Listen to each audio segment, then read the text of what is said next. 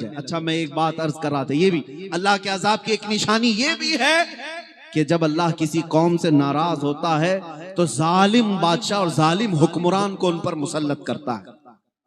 ظالم حکمران کو ان پر مسلط کرتا ہے.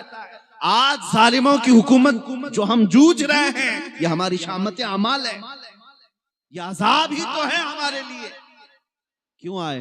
تمہیں پھر یہ ہانکیں گے، یہ تمہیں اپنے کوڑے سے ماریں گے اور تمہیں سخت ترین عذابات کی طرف لے جائیں گے.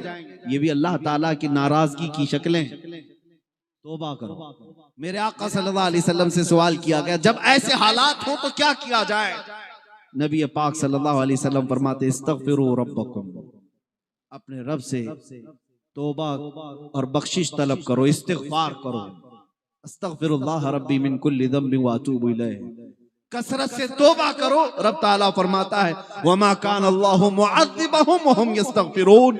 جب تک تم استغفار کرتے رہو گے اللہ عذاب نہیں بھیجے گا، اللہ عذاب نہیں بھیجے گا. گناہ سب کرتے ہیں لیکن عذاب کب آتا ہے پتہ ہے؟ گناہ کرنے کے بعد احساس بھی ختم ہو جائے تب عذاب آتا ہے. آدمی یہ سمجھنے لگ جائے کہ میں جو کر رہا ہوں وہ سب اچھا ہی کر رہا ہوں تب عذابات کے دروازے کھلتے ہیں. گناہ کرنے کے بعد اگر شرمندگی ہو، گناہ کرنے کے بعد اگر ندامت ہو، گناہ کرنے کے بعد اگر پچھتاوا ہو کہ میں نے جو کیا غلط کیا ہے، اللہ کے توبہ تمہارے لیے توبہ کے دروازے بھی کھلے ہیں اور اللہ کی بخشش کے دروازے بھی، رحمت کے دروازے بھی کھلے ہیں. لیکن جب بندہ گناہوں پر مصر ہو جاتا ہے، اٹل ہو جاتا ہے، نڈر ہو جاتا ہے، بے باک ہو جاتا ہے کہ میں جو کر رہا ہوں وہ سب اچھا ہی کر رہا ہوں، تب وہ اللہ کے عذابات کو چیلنج کر رہا ہے، وہ اللہ کے عذابات کو للکار رہا ہے. عزیزان گرامی وقار، ہم نے دیکھا ہے قرآن پاک کی آیتیں میں تمہیں بتاتا ہوں، اور رب تبارک و تعالیٰ قہار و جبار تو ہے، عذابات بھیجتا تو ہے، لیکن خود قرآن میں فرماتا ہے وسعت رحمتی کل شیء، میری رحمت ہر شے کو گھیرے ہوئے ہے. اس کی رحمت زیادہ ہے، اس کے رحم و کرم کے نظارے زیادہ ہیں. ہم نے دیکھا ہے بڑے بڑے گنہگار جب تو تائب ہو کر کے آتے ہیں مولا کریم انہیں معاف کر دیتا ہے. آپ کو بتاؤں حضرت امیر المومنین عمر ابن خطاب رضی اللہ تعالیٰ عنہ کا زمانہ مدینہ طیبہ میں جنت البقیع میں ایک بوڑھا شخص 80 سال کا بانسری بجاتا تھا. مولانا روم رحمت اللہ علیہ لکھتے ہیں بانسری بجاتا تھا اور اسی سے کمائی کرتا تھا. جب لوگ اس کی سریلی آواز سے اس کی لے میں مدہوش ہوتے اسے پیسے دیتے تھے، وہی اس کے روزگار تھا. لیکن جب بڑھاپا آ گیا، سانس پھولنے لگی، بانسری بجتی نہیں تھی، اب لوگ دیکھتے نہیں تھے، سنتے نہیں تھے، پیسے آتے نہیں تھے، بھوکمری آ گئی، بہت زیادہ افلاس کا شکار ہو گیا اور روتے ہوئے جنت البقیع قبرستان میں آیا. رات کا وقت تھا اور آدھی رات جب ہو گئی، مدینہ سو گیا ہے، مدینے والے سو رہے ہیں، تو اپنی بانسری کو توڑ دیا، نیچے پھینک دیا اور اللہ کی طرف عرض کرنے لگا مولا اس بڑھاپے میں لوگوں نے مجھے چھوڑ دیا ہے، اب نہ میری آواز رہ گئی، نہ میرے پاس لہجہ رہ گیا، اب میری کوئی اس بانسری سنتا نہیں، نہ مجھے پیٹ بھرنے کے لیے کوئی 1 دینار دیتا ہے، نہ 1 درہم دیتا ہے.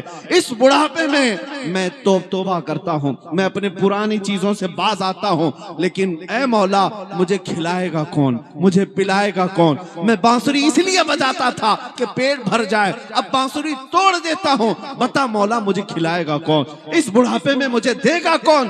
روتے روتے اس جنت البقیع قبرستان میں گر گیا. یہ عہد فاروقی ہے، خلافت عمر فاروق، یہ زمانہ ہے.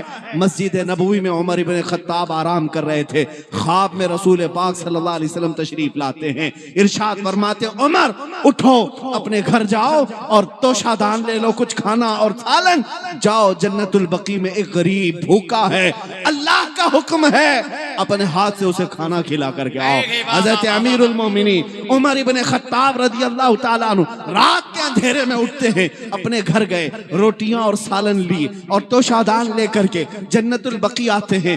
آپ کو پتہ نہیں تھا کون بھوکا ہے، آپ کو معلوم نہیں تھا کون غریب ہے. جب قبرستان میں پہنچے آواز دینے لگے کوئی ہے، کوئی بھوکا ہے.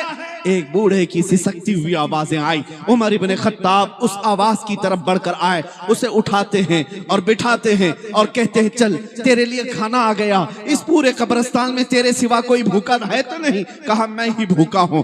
اپنے ہاتھ سے انہوں نے روٹی سالن دے کر اس بوڑھے کو کھلایا. بوڑھے نے پوچھا آپ کون ہیں؟ حضرت عمر فاروق کہتے ہیں میں عمر ابن خطاب ہوں. وہ ڈر کے مارے کانپنے لگ گیا. عمر ابن خطاب جنت البقیع میں آدھی رات کو تو شادان لے کر ایک غریب کے پاس کیسے؟ اور کپ کپاتے ہوئے چیخ مارتا ہے اور کہتا ہے آپ عمر ابن خطاب ہیں, آپ کو کیسے پتا کہ میں بھوکا ہوں؟ مجھے کھانا کیوں لے کر آ کے دیتے ہو؟ عمر ابن خطاب کہتے ہیں مجھے نہیں معلوم کہ تو جنت البقیع میں ہے, مجھے یہ پتا نہیں کہ تو بھوکا ہے. میں تو مسجد نبوی میں سویا تھا, خواب میں سرور کائنات تشریف لائے اور تیری طرف اشارہ کر کے مجھے بتایا جا ایک بھوکا ہے اسے اپنے گھر سے کھانا لے جا کر کھلا دے. اور میرے آقا نے فرمایا یہ رب کا حکم ہے. میں اٹھ کر کے دوڑا دوڑا چلا آیا.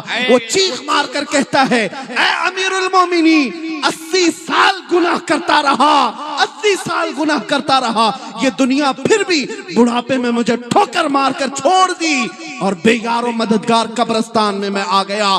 80 سال کے بعد اس رحمان کو میں نے آج صرف ایک بار پکارا تھا, اس نے کھانا وقت کے امیر المومنین کے ہاتھ بھیجا. نعرہ تکبیر, نعرہ تکبیر, نعرہ رسالت, نعرہ رسالت. لبیک یا رسول اللہ, لبیک یا رسول اللہ, لبیک یا رسول اللہ. تم کیا سمجھتے ہو جب گناہوں سے باز آ جاؤ گے کوئی نہیں پوچھے گا؟ چھوڑ دو دنیا کو, کوئی نہ پوچھے نہ پوچھے. رب تبارک و تعالیٰ تمہارا نگہبان ہے, وہ ستار و غفار و جبار و قہار, ہر جگہ سے تمہارے لیے راستے کشادہ کرے گا. ہمارا نوجوان یہ سوچتا ہے مولانا تمہاری باتوں پر عمل کر کے میں اگر داڑھی رکھ لوں ٹوپی پہن لوں میری جاب چھوٹ جائے گی, میرے لیے بڑے مسئلے آ جائیں گے. تم تو دنیا کو رزاق سمجھے ہو, حقیقت میں ایمان ہوتا تو رزاق حقیقی میرا اللہ ہے.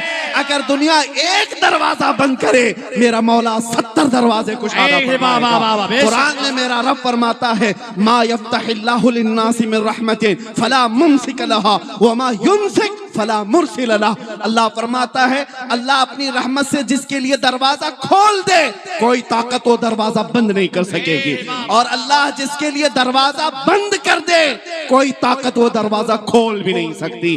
آؤ اس رحمان پر یقین کرو, اپنے گناہوں سے توبہ استغفار آج کی سب سے بڑی ضرورت ہے. اس جلسے کا یہی پیغام ہے میرے عزیزو. عذابات عام ہو چکے ہیں, مولا کی پکڑ جب آ جائے گی تب پھر تم کس کو پکارو گے, کس کو مدد کے لیے پکارو گے؟